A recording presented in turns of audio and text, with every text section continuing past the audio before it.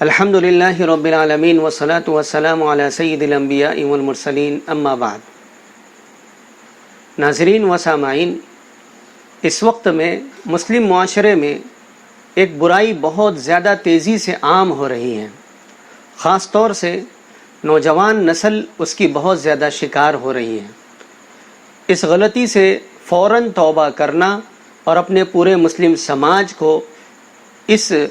خطرناک غلطی سے پاک کرنا ازحد ضروری ہے۔ ویسے تو ہمارے نبی محمد رسول اللہ صلی اللہ علیہ وسلم نے یہودیوں، نصرانیوں اور مشرکوں یا پھر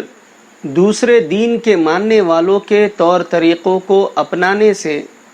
بہت سختی کے ساتھ منع کیا ہے، اور اللہ تبارک و تعالیٰ نے مذہب اسلام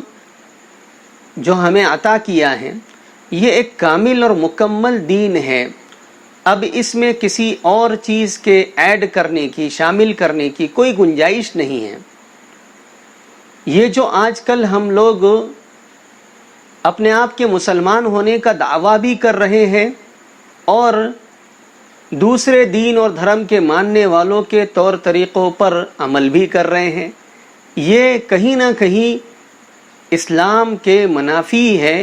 اور مسلمان ہونے کا ثبوت نہیں دیتا ہے۔ یہودی اور نصرانیوں اور مشرکوں کے طور طریقوں سے مخالفت کرنا، نفرت کرنا، یہ ایمان کا حصہ ہے۔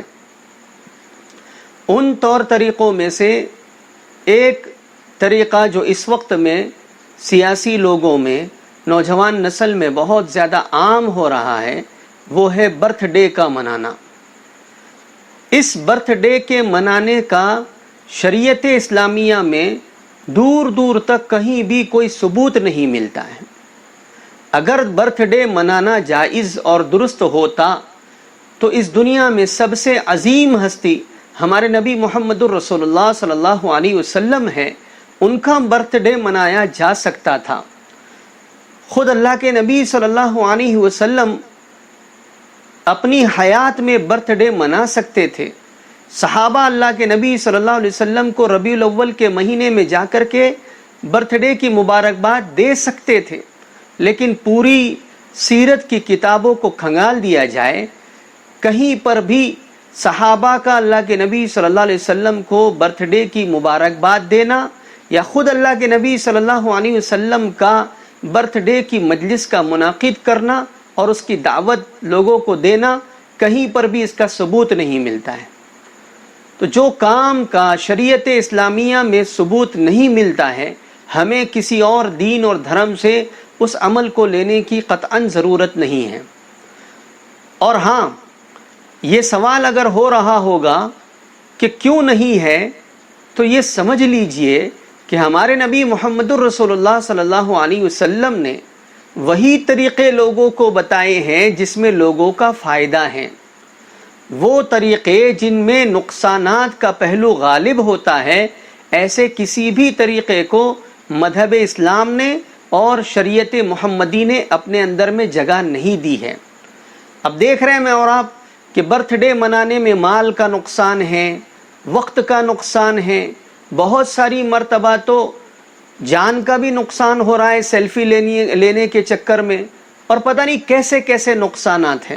پھر اگر کسی کو مبارکباد دینا بھول گئے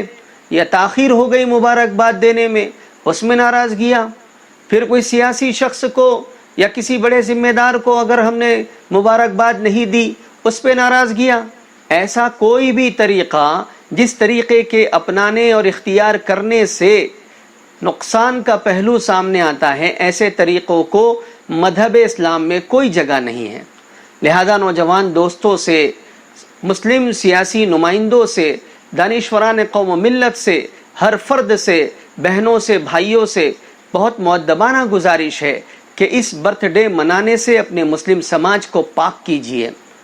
اور یہ اس دور میں اس لیے بھی ضروری ہو گیا ہے کہ ہم نے آج جو دن دیکھا ہے، مسلمان جو ذلیل ہو رہے ہیں اور بہت زیادہ دنیا کے اندر میں ستائے جا رہے ہیں، صرف اور صرف اسلام سے ہٹ کر کے یہودیوں، نصرانیوں اور مشرکوں کے طریقوں کو اپنانے کی وجہ سے ستائے جا رہے ہیں، اللہ تعالیٰ کی نصرت کا ہاتھ ہم پر سے اٹھ چکا ہے۔ لہٰذا آج جو دنیا میں حالات بنے ہوئے ہیں، یہ الارم بج رہا ہے